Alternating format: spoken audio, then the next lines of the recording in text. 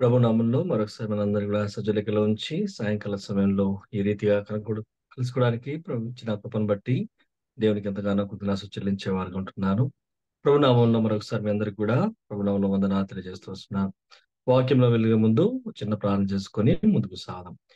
ప్రేమగల పనులకు తండ్రి, సర్వశక్తి గల దేవ, సర్వోన్నతుడ, సర్వకృపానికి తండ్రి, నిన్న నేడు నిరంతరం ఏకరీతున్న దేవా, నీకే వేల కోట్లాది స్తోత్రాలు. మీరు మమ్మల్ని ప్రేమించి సజ్జు లెక్కలో ఉంచి ఈ సాయంకాల సమయంలో మరొకసారి తండ్రి నీ నామంలో కూడుకొని నీ వాక్యము ధ్యానించుటకు, నీ వాక్యానుసరంగా ప్రార్థన చేయడానికి, మా జీవితాన్ని పరీక్షించుకోవడానికి మీరు మాకు ఇచ్చిన ఈ శ్రేష్టమైన సమయాన్ని బట్టి దేవానికి స్తోత్రాలు. మీరు మమ్మల్ని ప్రేమించినారు, మీరు కృప చూపించినారు, మీరు కాచి కాపాడి భద్రపరిచి ప్రభా మరి చక్కటి ఆరోగ్యంతో ఈ విధంగా మేము ఇచ్చిన సహవాసాన్ని బట్టి దేవానికి స్తోత్రించుకుంటున్నాం. కృప చూపించండి, సహాయం చేయండి.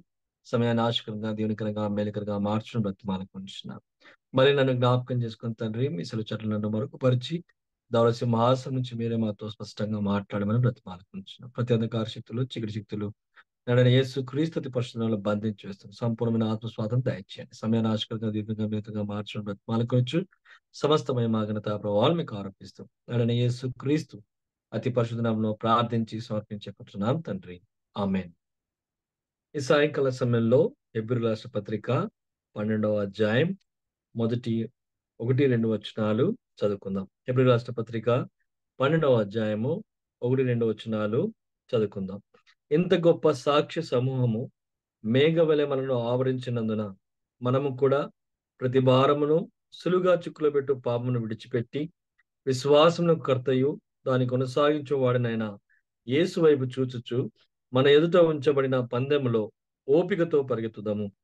ఆయన తన ఎదుట ఉంచబడిన అంధకారమైన ఆనందము కొరకై అవమానమును నిర్లక్ష్య పెట్టి శిలువను సహించి దేవుని సింహాసనం యొక్క కుడి పార్శ్వన ఆసనుడై ఉన్నాడు.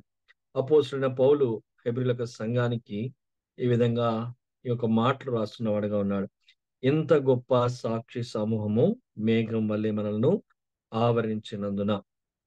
ఏంటి సాక్షి సమూహం అంటే 11వ అధ్యాయంలో మనం మొత్తం చూసినట్లయితే మన యొక్క పితరులు భక్తులు దేవుని యొక్క జీవితంలో జీవించిన వారి యొక్క భక్తుల లిస్టులు అబ్రహాం మొదలుకొని వంతో ఉన్న అన్ని వారి యొక్క విశ్వాసము, వారి నమ్మకత్వము సంపూర్ణంగా అపోస్తలుడైన పౌలు ఏ విధంగా ప్రభు కొరకు వారు జీవించారో, ఏ విధంగా వారు సమస్తాన్ని విడిచిపెట్టుకుని ప్రభువుని వెంబడించారో వారి గురించి సాక్ష్యముగా మొత్తము 11వ అధ్యాయంలో మనం చూస్తూ వస్తున్నాం. ప్రతి ఒక్కరి గురించి కూడా వారు ఏ విధంగా ప్రభు కొరకు జీవించినారో, విశ్వాసాన్ని ఏ విధంగా కనపరిచినారో, దేవుని యొక్క మాటను ఏ విధంగా విన్నారో, వారు దేవుని యొక్క మాటకు లోబడి విశ్వాసంతో వారి జీవితాన్ని సమర్పించుకొని నడుచుకుంటూ వచ్చినారో వారి గురించి కూడా ఈ యొక్క పట్టిక 11వ అధ్యాయం మనం చూస్తూ వస్తున్నాం. ఆ పట్టిక అయిపోయిన తర్వాత 12వ అధ్యాయంలో అంటున్నాడు హెబ్రీయుల సంఘంతో, ఇంత గొప్ప సాక్షి సమూహము మేఘం వలె మనల్ని ఆవరించినందున. ఇంత గొప్ప సాక్షి సమూహము దేవుడు మనకు పెట్టినవాడుగా ఉన్నాడు.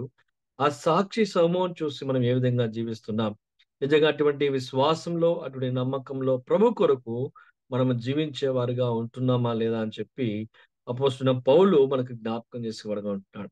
ఇంత గొప్ప సాక్షి సమూహం మేఘం వలె మనల్ని ఆవరించినందున మనం కూడా ప్రతి భారమును సులువుగా చిక్కులు పెట్టి పాపను విడిచిపెట్టి విశ్వాసము కర్తయు దాన్ని కొనసాగించబడిన యేసు వైపు చూచుచు మన ఎదుట ఉంచబడిన పందెంలో ఓపికతో పరిగెత్తుతూ ఆయన తన ఎదుట ఉంచబడిన ఆనందము కొరకై అవమానం లక్ష్యపెట్టి శిలువను సహించి దేవుని యొక్క సింహాసనం యొక్క కుడి పార్శ్వన ఆ యేసు వైపు చూస్తూ ఈ లోక యాత్రలో మనం కూడా ముందుకు సాగాలని, విశ్వాసంతో మనం ముందుకు సాగాలని చెప్పి ఆయన హెచ్చరించేవాడుగా ఉంటున్నాడు. అనేకమైన విషయాలు మనం చూస్తున్న వారుగా ఉన్నాం. అనేక విషయాలు చూస్తున్నప్పుడు మన విశ్వాసం సన్నగిలిపోయే ఉంది కానీ ప్రభు వైపు చూస్తూ, యేసు వైపు చూస్తూ మన విశ్వాసంతో మనం ముందుకు కొనసాగాలి. అదేవిధంగా ఆ గొప్ప సాక్షి సమూహంను చూస్తూ కూడా మనం ముందుకు సాగాలని చెప్పి మనం బలపరచడానికి అపోస్తలుడైన పౌలు పలికిన మాటలుగా ఉంటున్నాయి. ఇక ఒక ప్రత్యేకమైన విషయం ఏంటంటే, ఇంత గొప్ప సాక్షి సమూహము మేఘం వలె అపోస్తలుడైన పౌలు వారి జీవితాలను గమనించి వారి యొక్క సాక్షాత్మ జీవితాన్ని సంఘానికి బయలుపరిచిన వాడిగా ఉంటున్నాడు. కానీ ఈ రాత్రికాల సమయంలో మరొక విషయాన్ని దేవుడు మనకు బయలుపరచాలనుకుంటున్నాడు. అపోస్తలుడైన పౌలు వారి యొక్క జీవితాన్ని గమనించి సాక్షులుగా వారిని గుర్తిస్తూ వచ్చినాడు. వారు కూడా సొంతంగా వారి యొక్క సాక్ష్యాలు కూడా ప్రభు విషయంలో ఏ విధంగా వారు జీవించినారో వారు బయలుపరుస్తూ వస్తున్నారు. కానీ సాయంకాల సమయంలో ఈ సాక్షి గుంపులో ఉన్న కొందరు వ్యక్తుల విషయంలో ప్రభు కూడా సాక్ష్యం ఇచ్చేవాడిగా ఉన్నాడు. నిజంగా మానవుల చేత సాక్ష్యం పొందుకునేది ఒకటి అయితే, కుటుంబంలో సాక్ష్యం పొందుకునేదైతే, సంఘంలో సాక్ష్యం పొందుకునేదైతే, దేవుని యొక్క దృష్టిలో నా జీవితం ఎటువంటి సాక్ష్యం కలిగిన వారుగా ఉన్నాం. కొన్ని విషయాలు మనం చూసుకొని ఆ విధంగా ప్రభు యొక్క దృష్టిలో ఈ విశ్వాస జీవితంలో దేవుని నమ్ముతున్న మనము, దేవుని యొక్క అడుగుజాడలో నడుస్తున్న మనం, ప్రభు మనల్ని చూచినప్పుడు ఎటువంటి సాక్ష్యము మనం కలిగిన వారుగా ఉన్నాం. ఎటువంటి సాక్ష్యం ప్రభు మనల్ని గురించి చెప్పగలడు. నా జీవితంలో, వ్యక్తిగత జీవితంలో ప్రభువును ప్రేమిస్తూ వెంబడిస్తున్న మనము, ప్రభు యొక్క కార్యక్రమంలో ప్రేమతో మనము కొనసాగుతున్న మనలను ప్రభు చూచినప్పుడు ఎటువంటి సాక్ష్యము చెప్పగలడు. కొందరు భక్తులలో ప్రభు స్వయంగా సాక్ష్యం పలికిన వాడిగా ఉన్నాడు. అటువంటి వారి జీవితాలు మనం చూసుకొని మన జీవితం కూడా ఒకసారి పరీక్షించుకోవాలని, అటువంటి మంచి సాక్ష్యం మనం కూడా ప్రభు యొక్క సన్నిధిలో, ప్రభు యొక్క నామంలో, ప్రభు చేత మనం కూడా పొందబడాలని అని చెప్పి ఆశపడేవారుగా ఉండాలి. చూడండి, సంఖ్యాకాండం మనం చూసినట్లయితే 12వ అధ్యాయం, సంఖ్యాకాండం 12వ అధ్యాయంలో ఇక్కడ మనము మోషేని మనం చూసేవారుగా ఉన్నాం. మిరియాము, అహరోన్లు ఇద్దరు సనుగుతూ వచ్చినారు. ఎవరి మీద? మోషే మీద సనుగుతూ వచ్చినారు. మోషేతో మాత్రమే దేవుడు మాట్లాడేది, మేము ప్రవక్తలం కాదా, దేవుడు మాతో మాట్లాడా అని మోషే మీద సనుగుతూ గొనుగుతూ వచ్చిన వారుగా ఉన్నారు. కానీ మోషే మౌనంగా ఉన్నాడు. కానీ సాక్ష్యం కలిగిన, విశ్వాసం కలిగిన, నమ్మకం కలిగిన మోషే మౌనంగా ఉన్నాడు. కానీ తన పక్షాన దేవుడే ఆయన జోక్యం చేసుకున్నవాడుగా ఉంటున్నాడు. చూడండి, 3వ అధ్యాయం 3వ వచనం చూసినట్లయితే, సంఖ్యాకాండం 12వ అధ్యాయము 3వ వచనంలో, యెహోవా మాట వినెను, మోషే భూమి మీద ఉన్న వారందరిలో మిక్కిలి సాత్వికుడు. అహరోను, మిరియాములు సనుగుతున్నారు, గొనుగుతున్నారు. వారికి మోషే గారు మేము గొప్పవారము కాదా అని ప్రశ్నించేవారుగా ఉన్నారు. కానీ దేవుడు మోషేకి ఇస్తున్న సాక్ష్యం ఏంటంటే, అందుకు యెహోవా మాట వినెను, మోషే భూమి మీద ఉన్న వారందరిలో మిక్కిలి సాత్వికుడు. సృష్టికర్త దేవుని చేతిలో, సృష్టికర్త దేవుని యొక్క నోట్లో నుంచి మోషే గురించి వచ్చిన మాట, లేక మోషే గురించి వచ్చిన సాక్ష్యము, భూమి మీద ఉన్న అందరిలో మోషే సాత్వికుడు. నిజంగా ప్రాముఖ్యంగా ఆయన బిడ్డలుగా జీవిస్తున్న మనం, మన జీవితంలో సాత్వికం అనేది ఉందా? ఒకవేళ మనం ఎవరన్నా సగినప్పుడు, కొనినప్పుడు ఓర్పుతో మోషే వలె సహించేవారుగా, దీన మనసు కలిగిన వారుగా జీవించేవారుగా ఉంటున్నామా? నిజంగా అట్లా సహిస్తున్నప్పుడు ప్రభు మనల్ని చూచి మన పక్షాన, నిజంగా నా బిడ్డ మోషేలాగానే సాత్వికం కలిగి, దీన మనసు కలిగి మౌనంగా ఉంది, సహిస్తుంది, భరిస్తుంది అని, నా నామం నిమిత్తం మౌనంగా ఉంటుంది అని సాక్షి చెప్పగలడా? దేవుడే స్పష్టంగా మోషే గురించి సాక్ష్యం ఇస్తుంది. అహరోను, మిరియాములు, ఇజ్రాయెల్ ప్రజలు వీరెవరు కాదు గాని సృష్టికర్తైన దేవుడే. ఏ దేవుడైతే ముఖాముఖిగా మోషేతో మాట్లాడుతూ వచ్చినాడో, ఆజ్ఞలిస్తూ వచ్చినాడో, ఆ మోషే గురించి దేవుడిచ్చిన సాక్ష్యము, భూమి మీద వారందరూ ముందు వారందరూ మిక్కిలి సాత్వికం. ఎంతో గొప్ప సాక్ష్యాన్ని మోషే పొందగలిగినాడు. నిజంగా దేవుడు కళ్ళారా చూచుచున్న వాడుగా ఉంటున్నాడు. మన యొక్క ప్రతి పరిస్థితిని, ప్రతి మాటను, ప్రతి ప్రవర్తనను, ప్రతి ఆలోచనను మన హృదయాంతరంగా ఎరిగిన దేవుడుగా ఉంటున్నాడు. అనేక సార్లు మనం చూడట్లేదేమో అనుకుని మనము మానవుల వల్లే ఈ లోక పరిస్థితుల వల్ల మనం ప్రవర్తించాలని ఉన్నాం. కానీ నిజంగా దేవుడు మనల్ని చూస్తున్న భయంతో మనం జీవించినట్లయితే ఆయన దృష్టిలో మంచి సాక్ష్యం కలిగిన వారు ఉండాలని మనం ప్రయాసపడేవారుగా ఉంటాం. అదేవిధంగా సంఖ్యాకాండము 27లో మనం చూసినట్లయితే, సంఖ్యాకాండము 27వ అధ్యాయం 15వ వచనంలో మనం చూసినట్లయితే, చూడండి, మోషే అంటున్నాడు దేవునితో, ప్రభువా నువ్వు నన్ను పిలుచుకున్నావు, నేను చనిపోతున్నాను నేను. ఈ నీ ప్రజలు ఎంతో గొప్ప సమూహం, 6,00,000 కాల్బలను, వారిని నడిపించడానికి కాపరి లేకుండా ఉండడం మంచిది కాదు. ఒక మంచి కాపరి ఉండాలి, ఒక మంచి నాయకుడు ఉండాలి. వారి ముందర నడుస్తూ వెళుతూ సామర్థ్యం గల వాడు ఉండాలని సలహా ఇస్తూ వచ్చినప్పుడు, చూడండి 18వ వచనంలో, అందుకు యెహోవా మోషేతో ఇట్లనెను, నూను కుమారుడైన యెహోషువ ఆత్మ పొందినవాడు. నూను కుమారుడైన యెహోషువ ఆత్మ పొందినని అనే విషయము తనతో వెంట ఉన్న మోషే గుర్తించలేకపోయాడు. గాని చూచుచున్న దేవుడు ఏ విధంగా యెహోషువ మోషేని వెంబడిస్తున్నాడో, మోషే దేవునితో ముఖాముఖిగా మాట్లాడుతున్నప్పుడు గుడారంలో ఏ విధంగా యెహోషువ నమ్మకంగా కనిపెట్టుకొని ఎదురు చూస్తూ వచ్చినాడో, అలాగే గుడారంలోనే ప్రజలతో పాటు కలసకుండా, వారితో పాటు తిని త్రాగకుండా గుడారంలో కనిపెడుతూ ఏ విధంగా ఎదురు చూస్తూ వచ్చినాడో చూచున్న దేవుడుగా ఉన్నాడు. అంటే ఆత్మీయ విషయాలపై ఆసక్తి కలిగిన యెహోషువ ఎలాంటి ఆత్మ కలిగిన వాడో సాక్ష్యం చెప్పేవాడుగా ఉన్నాడు. నిజంగా ఈనాడు మనం కూడా ఆయన వెంబడిస్తున్నాం మనం. ఆయనను ప్రేమిస్తున్నాం మనం. ఆయన యొక్క పరిచర్యలో, సంఘాల్లో పరిచర్య చేస్తున్న మనం. ఇటువంటి ఆత్మ కలిగిన వారుగా ఉన్నాం. పరిశుద్ధాత్మ చేత నింపబడిన వారుగా ఉన్నాం. ఆత్మ చేత నడిపింపబడుతున్న వారుగా ఉన్నాం అని దేవుడు మన గురించి సాక్ష్యం చెప్పగలడా? యెహోషువ గురించి దేవుడే సాక్ష్యం ఇస్తూ వచ్చినాడు. ఏ దేవుడైతే మోషే గురించి సాక్ష్యం ఇస్తూ వచ్చినాడో, ఆ మోషే అడుగుతూ వచ్చినప్పుడు, సలహా ఇస్తూ వచ్చినప్పుడు, యెహోషువ గురించి సాక్ష్యం ఇస్తూ, "నువ్వు చింతపడొద్దు, నువ్వు దిగులు పడొద్దు, బాధపడొద్దు. ఆత్మ పొందిన యెహోషువ నీకు బదులుగా నాయకుడైతాడు. తన తల మీద చెయ్యి ఉంచి నువ్వు అభిషేకించు. ఇశ్రాయేలు అందరి పట్ల నువ్వు ప్రకటించు" అని చెప్పి స్పష్టంగా బయలుపరుస్తూ, మోషే యొక్క బాధ్యతను ఆత్మ పొందిన యెహోషువకి అప్పచెప్పిన వాడిగా ఉంటున్నాడు. అనేక సార్లు మనం బాధ్యత కోరుకునే వారుగా ఉన్నాం కానీ, ఆత్మీయంగా ఆత్మచేత నడిపించబడిన కారణాన్ని బట్టి మనం బాధలు పొందలేని వారుగా ఉన్నాం. నిజంగా దేవుని యొక్క దృష్టిలో ఆయన చూస్తున్న భయంతో మనం ఆత్మ కలిగి ఆత్మానుసారంగా జీవిస్తున్నట్లయితే ఎవరు అడ్డు రారు, ఎవరు ఆపలేరు. దేవుడు తగిన సమయంలో తప్పకుండా తన చేయి, తన సంకల్పం చొప్పున మనల్ని ఆయన యొక్క పనిలో వాడుకునేవాడుగా ఉంటాడు. అనేకులు అనేక విధంగా ఆలోచించవచ్చు కానీ, అత్యున్నత సింహాసనం మీద ఆసీనుడైన దేవుడు నిన్ను నన్ను చూచి ఏ ఆత్మ చేత, ఏ పరిశుద్ధాత్మ చేత, ఎలాంటి ఆత్మలో దీనత్వమై నమ్మకంగా విశ్వాసంగా కనిపెడుతూ మన ఆశ కలిగి ఉన్నామో దాన్ని చూచిన దేవుడు సమయానికి మనకి పని అప్పగించేవాడుగా ఉంటాడు. అది చర్చిలో, మందిరంలో ఏ పనైనా సరే ఆయన పని అప్పగించడానికి ఇష్టపడేవాడుగా ఉంటాడు. యోషు యొక్క జీవితంలో మనం అదే చూస్తూ వస్తున్నాం. యోషువ ఏ మాత్రం మాట్లాడట్లేదు, సలహాలు ఇవ్వట్లేదు, కానీ మౌనంగా దేవుని యొక్క సన్నిధిలో కనిపెడుతూ వచ్చినాడు. మోషే కూడా గుర్తించలేదు. మోషే కూడా రికమెండ్ చేయలేకపోయినాడు. యెహోషువ నన్ను వెంబడిస్తున్నాడు, నమ్మకంగా ఉన్నాడు, మందిరంలో ఉంటున్నాడు, నేను చెప్పినది చేస్తున్నాడు. బహుశా ఒకసారి ఆలోచించు ప్రభువా, ఆయన బాగుంటుందేమో అని కూడా చెప్పలేకపోయినాడు. మనుషులు మనల్ని గుర్తుపట్టకపోవచ్చు, లక్ష్య పెట్టకపోవచ్చు, కానీ ఆకాశం ఉన్న నా దేవుడు మనల్ని చూచేవాడుగా ఉన్నాడు. మన సామాన్యులుగా ఉండొచ్చు కానీ మన దీనత్వము, మన తగ్గింపు, ఏ ఆత్మచేత మనం నడిపిస్తున్నామో, పరిశుద్ధాత్మని ఏ విధంగా ఆధారపడుతున్నామో ఆయన చూచున్న దేవుడుగా ఉండి ఆయన పనిని, ఆయన యొక్క రాజ్యం యొక్క పనిని మనకి అప్పచెప్పేవాడుగా ఉంటున్నాడు. యెహోషువకు అప్పచెప్తూ మోషే తర్వాత చక్కటి నాయకుని.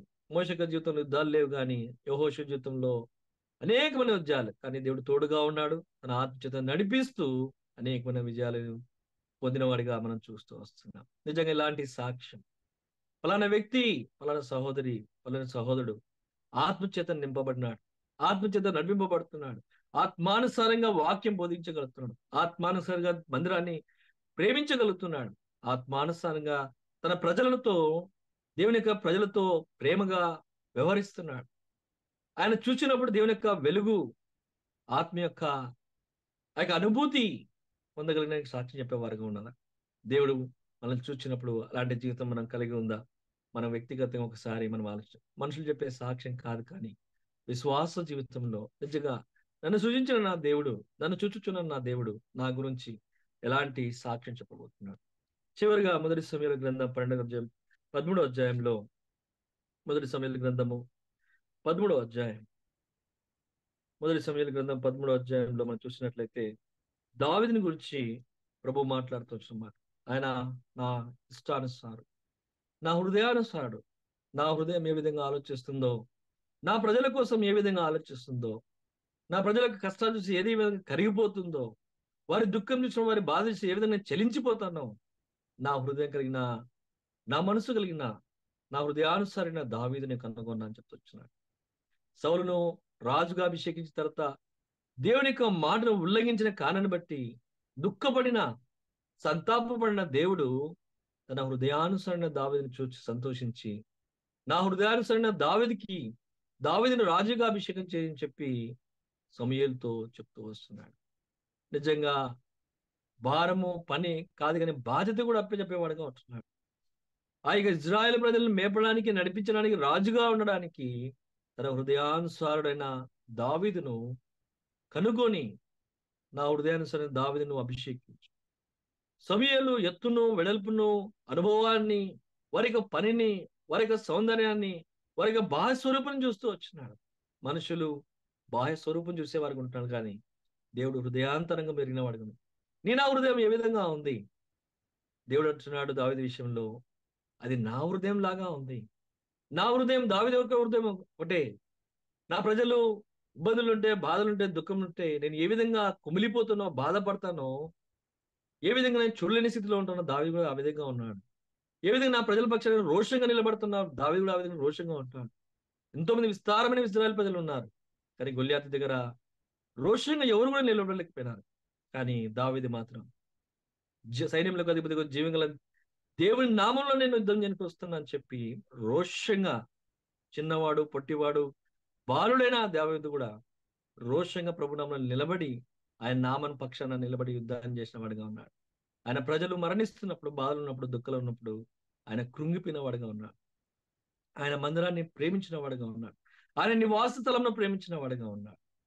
నిజంగా నా గొర్రెలను మేపడానికి, నా ప్రజలను మేపడానికి, నడిపించడానికి, వారిని సంరక్షించడానికి, వారికి బోధించడానికి, వారిని నేర్పించడానికి నా హృదయానుసారమైన దావీదు నేను యెహోషువ జీవితం, మోషే జీవితంలో సాత్వికుడు అని సాక్ష్యం ఇస్తూ వచ్చినాడు. యెహోషువ జీవితంలో ఆత్మపూర్ణుడు అని సాక్ష్యం ఇస్తూ వచ్చినాడు. దావీదు యొక్క జీవితం నా హృదయానుసారుడు అని దేవుడు సాక్ష్యం ఇస్తూ వచ్చినాడు. నా జీవితంలో ఏమి సాక్ష్యం ప్రభు ఇవ్వబోతున్నాడు? నిజంగా దాని విషయంలో ప్రభువా, నీ కనుదృష్టిలో నువ్వు చూచుచున్నప్పుడు నా గురించి నువ్వు ఏం సాక్ష్యం కలిగి ఉన్నావు? ఏం సాక్ష్యం చెప్పబోతున్నావు? బలా మంచి నమ్మకమైన దాసుడా అని చెప్పగలుగుతాడా? నా బిడ్డ ఎంతో ఓర్పు, నేను ఏ విధంగా కలవరిశిలలో ప్రేమ చూపించున్నానో ఆ ప్రేమ కలిగిన ప్రేమామూర్తిని చెప్పగలుగుతాడా? ఎలాంటి సాక్ష్యం మనం పొందగలం? ఒకసారి మన జీవితము ఒకసారి మనం ఆలోచించు. నిజంగా మానవుల చేత సాక్ష్యం పొందుకునేది కాదు, కానీ మన సృష్టించిన దేవుడు, మన సజీవ లెక్కలో ఉంచిన దేవుడు, ఆయన ప్రేమ చేత, కృప చేత మనల్ని జ్ఞాపకం చేసుకుని నడిపిస్తున్న దేవుణ్ణి ఆయన యొక్క నోట్లో నుంచి, ఆయన యొక్క హృదయంలో నుంచి నీ పక్షం నా క్షపణ ఎలాంటి సాక్ష్యం కలిగింది చూడండి. ఇలాంటి ప్రజలు ఎలాంటి పరిస్థితులు ఉన్నారంటే, ఒక మాట చివరిగా ఆయన ఏ విధంగా బాధపడుతున్నాడో, అలాంటి సాక్ష్యం లేని వాడిని చూసి ఏ విధంగా బాధపడుతున్నాడో ఒక మాట చూసుకొని మనం ముగించుకుందాం. కీర్తన గ్రంథము 95వ అధ్యాయం 8, 9 వచ్చును. అరణ్యమందు మొరీబా యుద్ధ మీరు కఠినపరుచుకున్నట్లు, మస్సా దినమందు మీరు కఠినపరుచుకున్నట్లు మీ హృదయములను కఠినపరచు అనుకోండి. ఇంకా సాక్ష్యం విషయంలో, దేవుని యొక్క దృష్టిలో సాక్ష్యం విషయంలో కనుక్కునే స్థితిలో ఇంకా కఠినంగా దేవుడు ఏమనుకున్నా పర్లేదులే, ఏమనుకోకుండా సాక్ష్యం కలిగిన నాకు సాక్ష్యం లేకుండా జీవిస్తున్నాను కఠినంగా ఉన్నట్లయితే అంటున్నాడు, అరణ్యమందు మొరియబద్ద మీరు కఠినపరుచుకున్నట్లు, మస్సాదిన మందు మీరు కఠినపరుచుకున్నట్లు మీ హృదయములను కఠినపరచుకును. అచ్చట మీ పితరులు నన్ను పరీక్షించి శోధించిన కార్యములు వారు చూచినారు కల్లారా. 10 అద్భుత కార్యాలు చూస్తున్నారు. ఎర్ర సముద్రాన్ని పాయలు చూస్తూ వచ్చినారు. మేఘ స్తంభాన్ని చూస్తూ వచ్చినారు. అగ్ని స్తంభాన్ని చూస్తూ వచ్చినారు. పూరెలను చూస్తూ వచ్చినారు. మన్నాను చూస్తూ వచ్చినారు. అనేకమైన విషయాలను చూస్తూ వచ్చినారు.